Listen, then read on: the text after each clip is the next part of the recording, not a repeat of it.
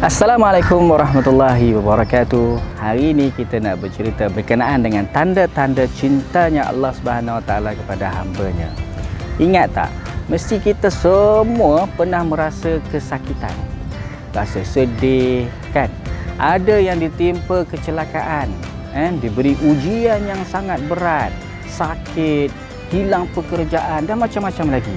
Tapi tahu tak, itu adalah salah satu tanda cintanya Allah Subhanahu Wa Taala kepada hamba-Nya. Rasulullah sallallahu alaihi wasallam sebut apa? Innallaha idza habba 'abda ibtalahu. Sesungguhnya Allah Subhanahu Wa Taala itu apabila dia suka, cinta kepada hamba-Nya, maka dia akan diberi ujian. Jangan ingat kita diberi ujian ni kerana Allah nak menyeksa kita, tidak. Akan tetapi Allah nak memarik kita kembali ingat dekat kepada Allah Subhanahu Wa Taala. Jangan lupa kita untuk beristighfar. Kenapa? Salah satu lagi cara yang tandanya Allah suka kepada kita, cinta kepada kita, qul in kuntum tuhibbunallaha fattabi'uni yuhibbukumullah wa yaghfir lakum dzunubakum wallahu ghafurur rahim.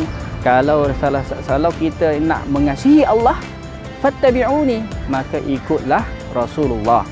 Kita jangan lupa untuk mengikuti sunnah Nabi SAW, mengerjakan segala apa yang diperintahkan oleh Allah dan Rasulnya, taat pada perintah Allah.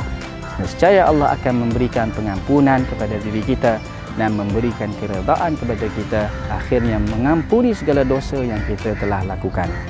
Jumpa di Ramadan yang akan datang. Assalamualaikum.